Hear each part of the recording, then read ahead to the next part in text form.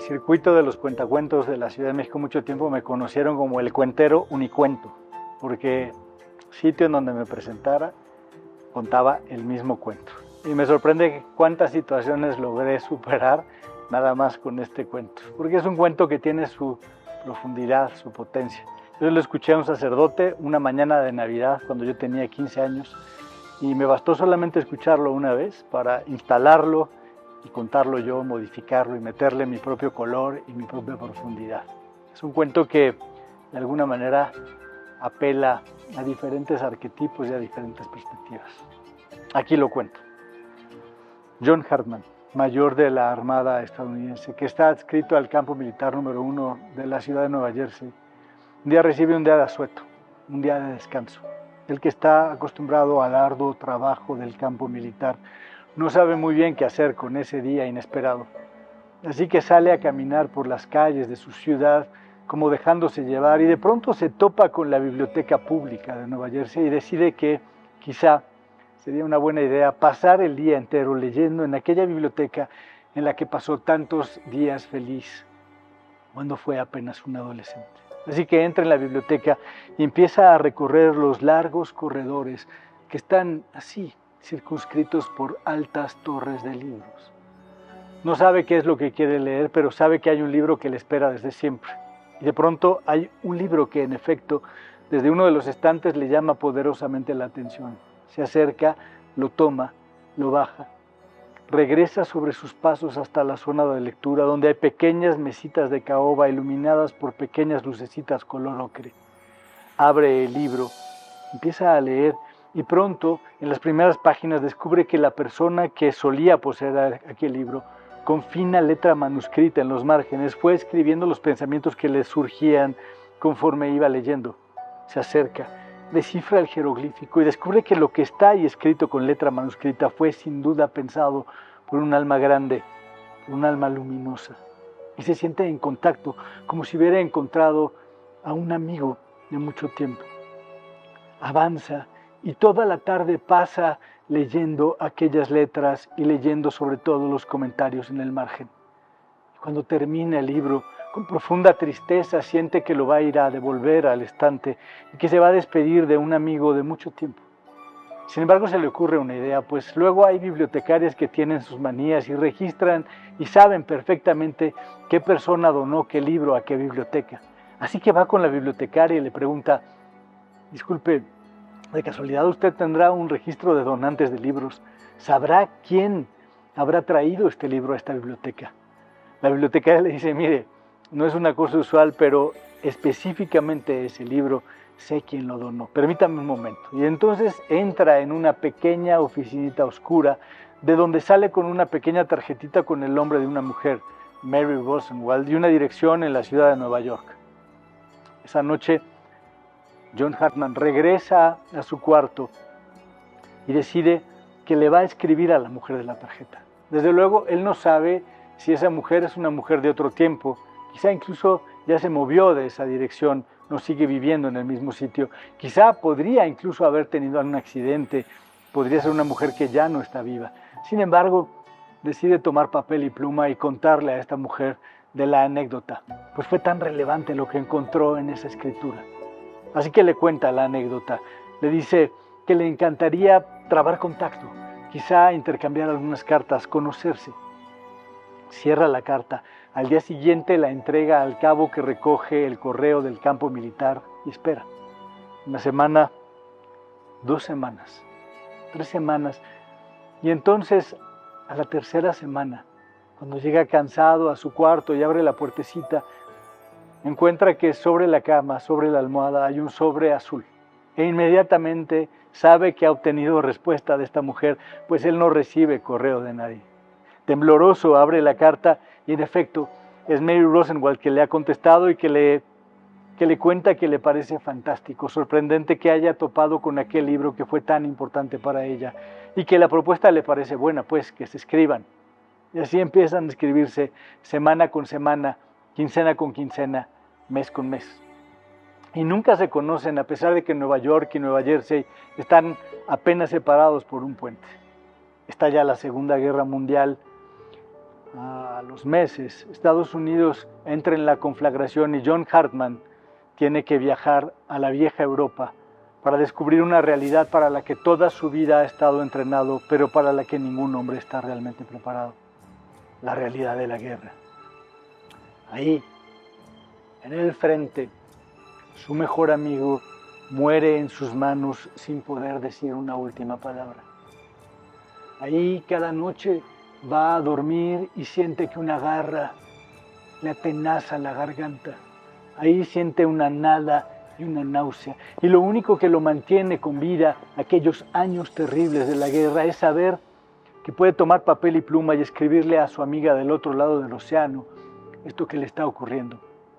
Lo único que lo mantiene con vida en aquellos terribles años es saber que quizá, si tiene suerte, en alguna posta perdida en Europa recibirá un pequeño telegrama de ella conminándolo a seguir adelante.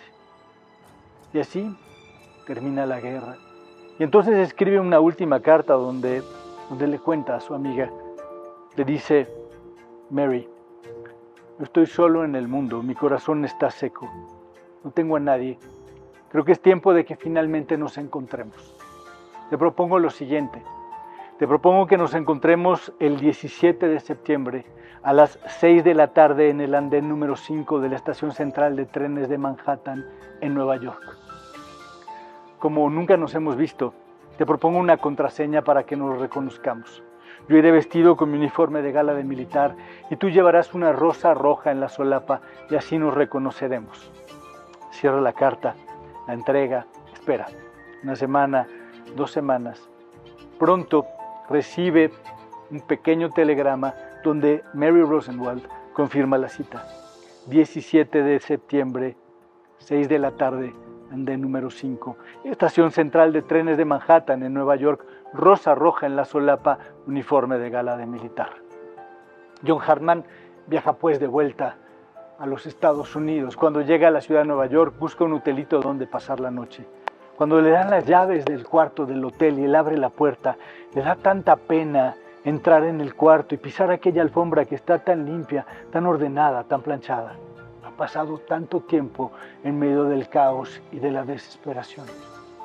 Sin embargo, se anima, pasa. En ese momento el sol entra por la ventana, no tiene ningún pensamiento en la cabeza, solamente quiere que sea el día siguiente y que el día siguiente ya llegue para encontrarse finalmente con su amiga.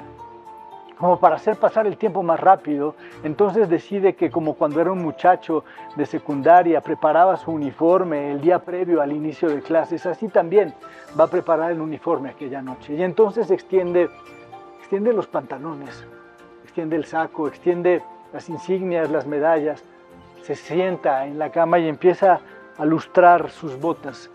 Y una pregunta le asalta entonces, la pregunta más concreta, la más próxima, la más directa. ¿Cómo será? ¿Será alta? ¿Será baja? ¿Será morena? ¿Será rubia? ¿Cómo será? Y aquella noche se fue a dormir y si varios años no pudo dormir porque una pregunta le rondaba las entrañas, esta noche esa pregunta era más incisiva, más profunda. ¿Cómo será? Al día siguiente se paró temprano. Salió a caminar en Central Park como para perder las últimas horas antes del encuentro. Se perdió un rato en los caminos del Central Park, entró en una cafetería, leyó las últimas noticias de la guerra y a eso de las 3 de la tarde se dio cuenta de que empezaba a ser hora de prepararse para el encuentro. Así que regresó al hotel, se bañó, se vistió frente al espejo. Frente al espejo, mientras se peinaba y mientras se colocaba las insignias y las medallas, seguía pensando, ¿cómo será? ¿Será fuerte como el huracán o será suave como la brisa marina? ¿Cómo será? Bajó al oír el hotel y empezó a caminar por la Quinta Avenida, aquella que está circunscrita por altas torres que se elevan como queriendo tocar las nubes. Quien lo hubiera visto por fuera hubiera pensado, este hombre no tiene corazón, pues llevaba el rostro como de piedra y marchaba como si se tratara de una marcha militar. Pero quien se hubiera asomado a su interior, se hubiera dado cuenta de que su corazón era un tambor, de que iba nervioso, de que iba a conocer a la mujer de la que estaba secretamente enamorado hacía tanto tiempo. Apretó el paso divisó en el fondo finalmente la estación central de trenes de Manhattan. Cuando llegó, le preguntó a un intendente dónde se encontraba el andén que buscaba. Cuando llegó al andén, se posicionó de tal forma que dominaba la totalidad del andén. Volteó a ver su reloj. Faltaban 2 minutos para la hora y pensó, ya estoy aquí, ya solo falta encontrarnos. Fueron los 2 minutos más largos de su vida. Temblaba, casi se hizo sangre de tanto que apretaba las uñas contra las palmas de las manos. Y entonces, justo a la hora, llegó el tren.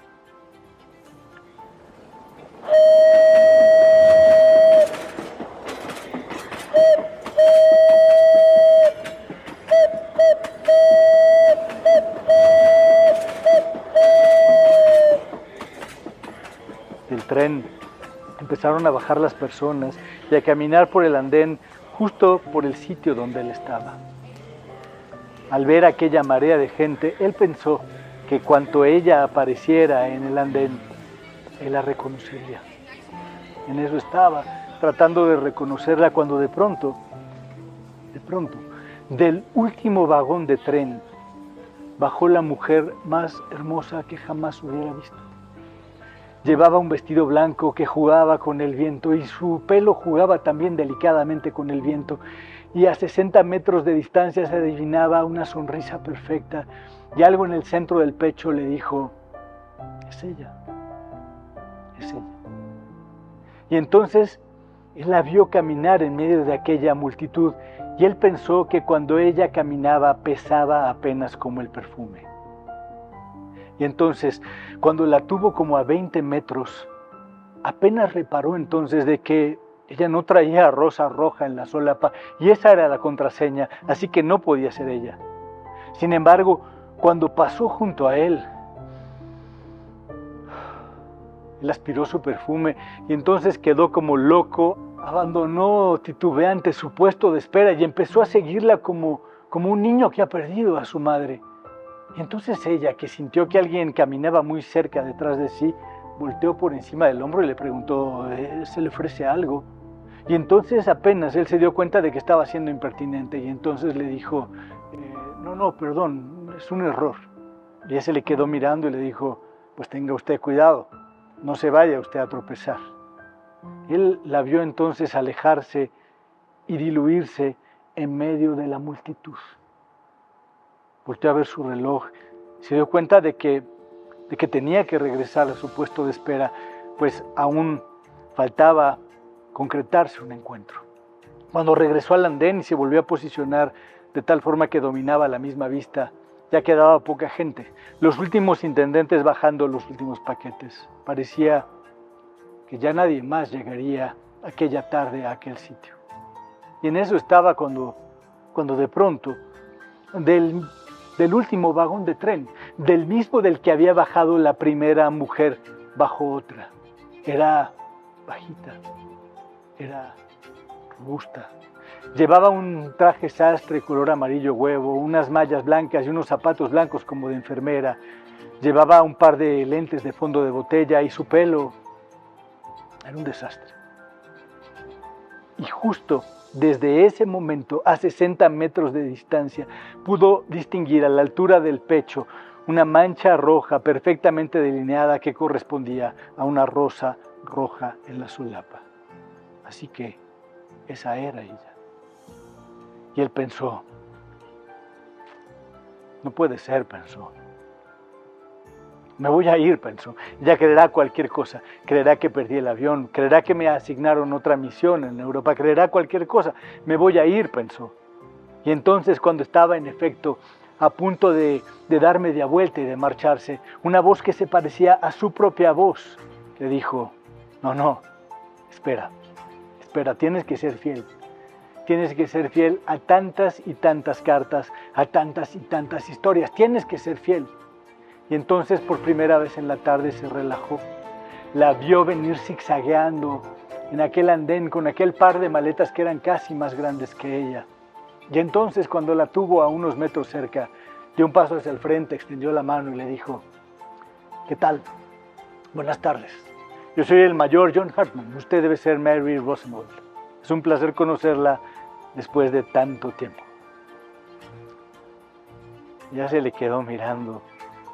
Y entonces le respondió: no, mayor, yo no soy Mary Rosenwald, pero en efecto, una mujer que viajaba conmigo en el mismo vagón de tren me pidió que me pusiera yo esta rosa roja en la solapa y solamente que alguien se presentara y preguntara por Mary Rosenwald.